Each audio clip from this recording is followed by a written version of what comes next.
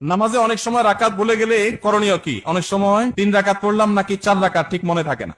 নামাজে রাকাত সংখ্যা নিয়ে যদি আমাদের সমস্যা হয়, এই সমস্যা তো প্রায় হয়, তাই না? আজকাল যে পরিমাণ দুনিয়ার ধান্দা, নামাজের রাকাতের হিসাব মনে থাকে না। তো রাকাত সংখ্যা নিয়ে যদি আমার ঝামেলা হয়, মনে না থাকে, তাহলে আমি কি করব?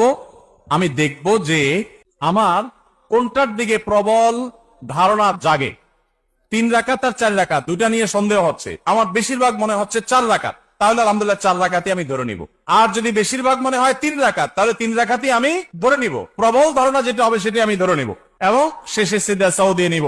আর যদি আমার 3 এবং 4 এর মাঝখানে আমি দাঁড়ায় থাকি, 50-50, 3 এর দিকেও মন আগায় না, 4 এর দিকেও মন আগায় না, 2 এর দিকেও মন আগায় না, আবার 3 এর দিকেও মন আগায় না, এরকম যদি হয়, তাহলে কোনটা ধরে নিব? পরিষ্কার হাদিসে নবী সাল্লাল্লাহু আলাইহি ওয়াসাল্লাম নির্দেশনা রয়েছে ব্যাপারে। যেমন 3 আর 4 নিয়ে যদি ডাউট হয় এবং 50-50 থাকেন, মাঝখানে দাঁড়ায় আছেন, কোনো দিকে মন টানে না, তাহলে আপনি 3 ধরে নিবেন। 3 ধরে নামাজ শেষ করবে, শেষে সিজদা সাও দিয়ে দিবেন, বাস নামাজ হয়ে যাবে ইনশাআল্লাহ। মেয়েদের যখন পিরিয়ড চলে তখন তারা নাপাক থাকে, নাপাক থাকাকালীন তাদের নামাজ হয় না। এখন প্রশ্ন হলো, আল্লাহর দরজা তো বান্দার জন্য সবসময় খোলা, পিরিয়ড হলে সে আল্লাহকে কোন উপায়ে ডাকবে? চমৎকার একটা প্রশ্ন। আল্লাহর দরজা তো বান্দার জন্য সবসময় খোলা, তাই না? এখন একজন মহিলা মাসিক হয়ে গেছে, সে নামাজ পড়তে পারে না, তাহলে আল্লাহর দরজা তার জন্য বন্ধ হয়ে গেল? উত্তর হলো না, তার জন্য আল্লাহর দরজা কি হয় নাই?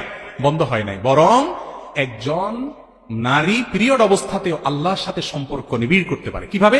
নাম্বার 1, দোয়া করতে পারেন, দোয়ার মাধ্যমে আল্লাহর সাথে কানেক্টেড থাকতে পারেন। যে কোনো জিকির করতে পারেন, এর মাধ্যমে আল্লাহর কাছে কি করতে পারবেন? কানেক্টেড থাকতে পারবেন।